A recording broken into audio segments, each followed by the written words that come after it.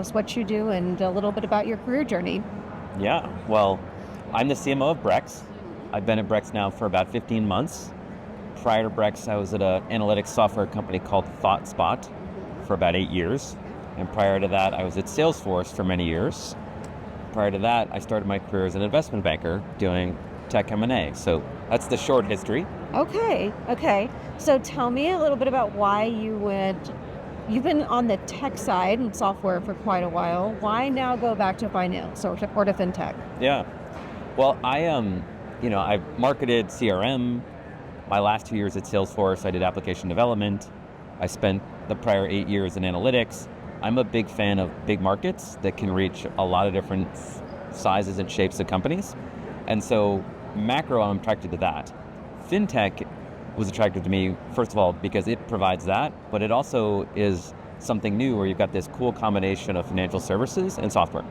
And so if you think of the history of things, financial services has always been about controlling the movement of money. Mm-hmm. Software is about controlling and optimizing everything else. There's something really interesting at the intersection of that, particularly for Brex, where if you think about the movement of money and trying to control that with software, if you don't have deep integrations into things like MasterCard's network, which we built directly on top of, it's hard to control things with software. So that combination is what led me to Brex, along with the opportunity to work with companies, founders at two-person companies, all the way up to the world's largest hundreds of thousands of people companies. Yeah, absolutely. So for those who are listening to this and aren't familiar with Brex, give us just the quick elevator pitch on tell us about Brex. Yeah, sure. Brex is a modern spend platform, and so we offer a suite of products, everything from corporate cards, expense management, banking, bill pay, and travel.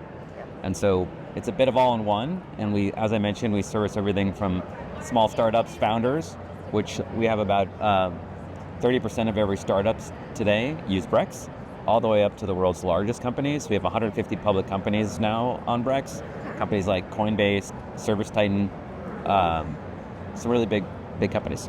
Yeah. You're in a crowded space though. It's very competitive. How do you, as a CMO, differentiate your brand from some of the other competitors out there? Yeah. So our mission at Brex is to help our customers make every dollar count. Mm-hmm. And you'll hear from some of our competitors about helping them save money. And no doubt Brex is in the business of doing that as well. But we like to take it a step further and think about the ROI of your spend. How can we help you put the right dollars on the right things to help you grow faster? And in today's market, there's a little bit of a meme as a CFO. You might be considered a no CFO. We want to help our customers become grow CFOs. And we do that through three primary ways. Number one is we help them control their spend. Okay. Number two, we help them automate busy work, so all of the manual tasks associated with expense management and accounting. And number three, we help them earn. We help them earn money on their dollars, both from a yield with our banking product perspective, but also help them earn money in the form of rewards. And so one of the little known facts about Brex, I'll talk a little bit about the differentiation for each of those. Yeah. On the reward side, typically when you use a corporate card like ours, you'll get something back in terms of points or cash back or rewards. We offer really interesting things with our rewards program like billboards. So for all the marketers out there, little known fact about Brex, you can use your rewards points on billboards. Sure. And two great benefits to that. Number one, we have access to inventory that you couldn't get more than likely, particularly if you're a small company. Yeah. And we have special services to offer to help teach you and guide you in that process. A lot of startups get their toe in the water through Brex. Companies like StatSig is a big advertiser right now. They hadn't done billboard advertising until they did it through us, and now they've caught the fever, and you'll find them all across the Bay Area. And so that's one of the ways, when it comes to earning, that we help our customers make every dollar count. I mentioned we've got kind of 6 core products.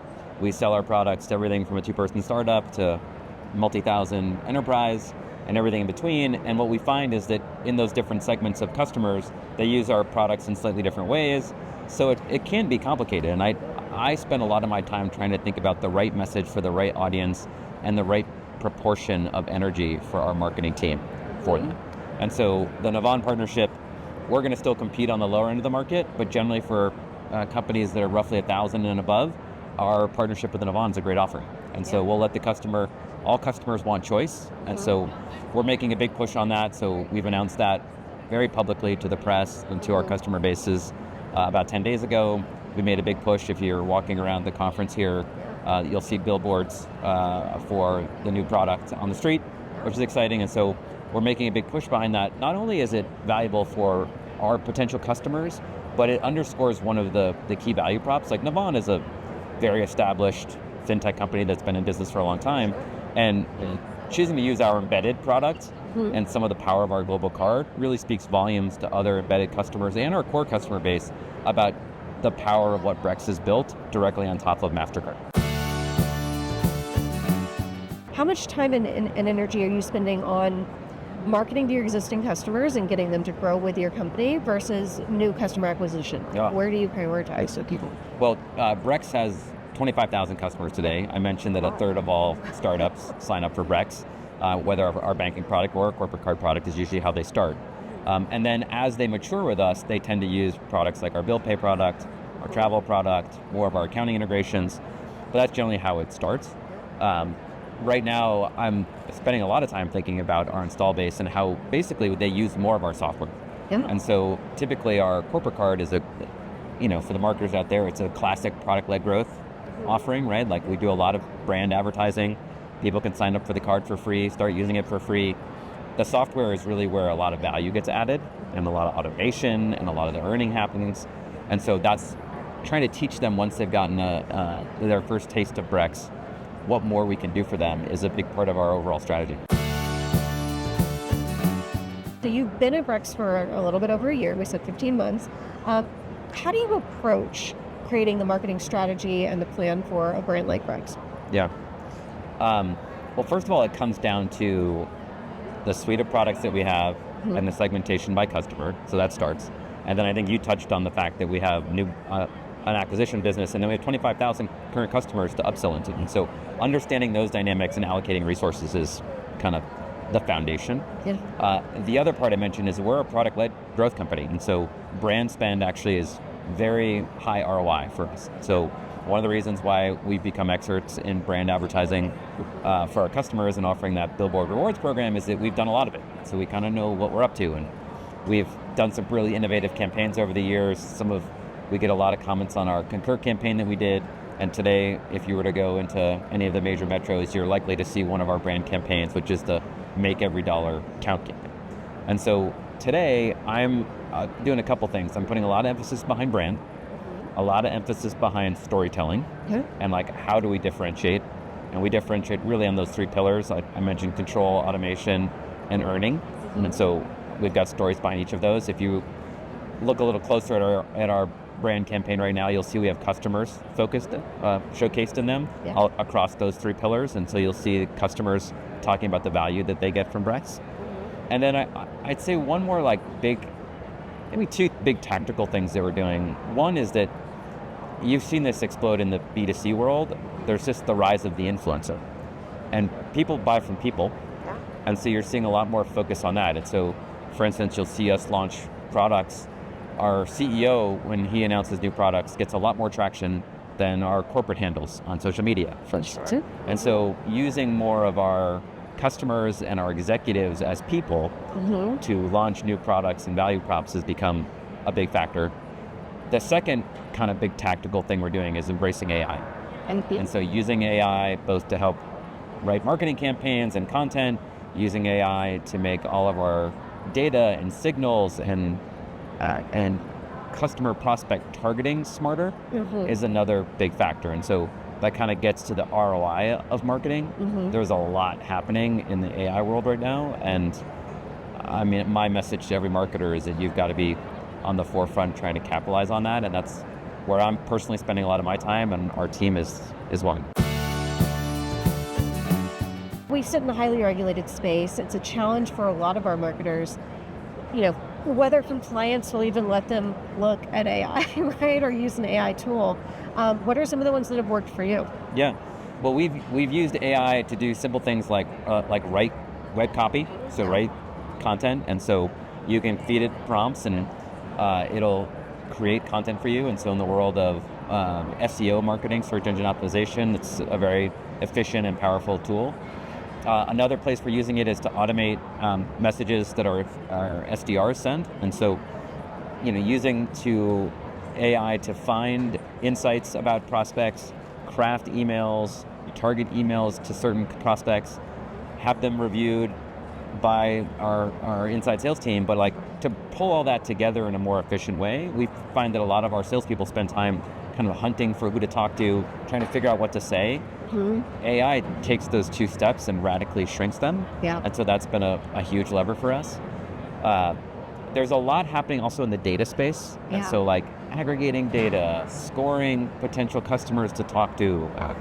You're even seeing AI start to happen now in terms of how you can lead people voice messages. And you can use AI to use products like HeyGen to form entire videos about people talking about your products. So lots of really exciting things happening. I'd say we're in the early innings.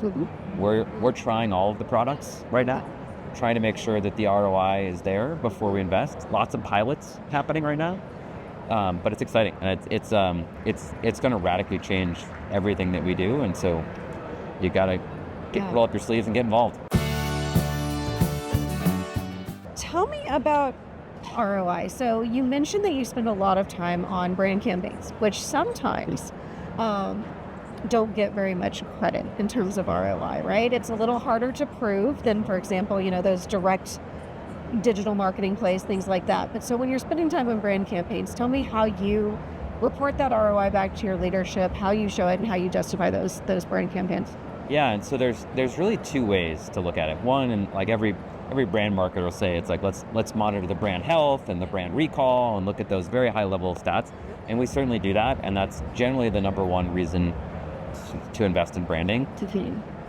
Generally, people will say it takes sort of 7 touches before someone will engage with your brand.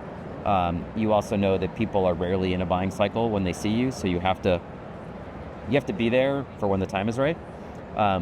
That being said, there's another dimension to it, which is for a product-led growth company like ours, our brand, when done right, and particularly attracting to our large base of potential prospects, will drive traffic to our website. And when you have a product that's easy to sign up for and easy to onboard like ours, it really does move the needle in terms of web traffic and signups and activations. And so you can draw a pretty tight connection between what we spend in brand to what it does in terms of lift on the low end of our business. And you'll see a lot of companies in this space that are kind of product led. Their brand spend, which traditionally folks have said doesn't have ROI and hard to measure, will say actually our brand spend acts a lot more like acquisition spend because of these fundamental dynamics of how easy it is to sign up for the product. So those are the two ways that we do it. It seems that the word of the moment is efficiency in marketing teams, and we already talked a little bit about, we're all limited budgets, trying to do more with less. What are some of the ways that you're making your team more efficient? We talked about AI. I'm guessing that's probably one. Yeah, AI is sort of a huge one. But in general, one of the things that we've been focused on as a leadership team at Brex is making sure that all of our leaders can operate at all levels. And so we put a high premium on being able to map a strategy and think high level, but also be able to get in the details. And as a marketer, every detail of every booth you're going to see out here on the show floor today, we obsess over those things. And so the details matter. And you could probably interview any CMO and they've probably approved what's on most of these booths, right down to every word and color and pixel. Yeah. And I don't think that's new to marketers, but that philosophy is kind of throughout our company. And we're encouraging our leaders to make sure that they understand the details. They understand what's being done so that they can push to get more and make sure that we're being as efficient as possible. And as companies grow, there's a tendency to become bureaucratic and bloated and managers just managing. We believe that managers and leaders at the company should be involved in the details. Yeah. And you'll see this from marketers. There's a lot of the thought leaders that I follow in the marketing space are saying, if you're not practicing the craft right now, if you're not thinking about how to craft new content, how to position yourself, how to write compelling copy, storylines, videos, whatever it is, you're likely going to miss out. AI is going to automate a lot of things, but it's going to be a while before it automates the true human creativity and ingenuity. And anyone out there who is a senior marketing leader should be thinking about, am I honing my craft? Am I still thinking about ways to leverage these tools but still be creative? Yeah. That's where I'm spending a lot of my time.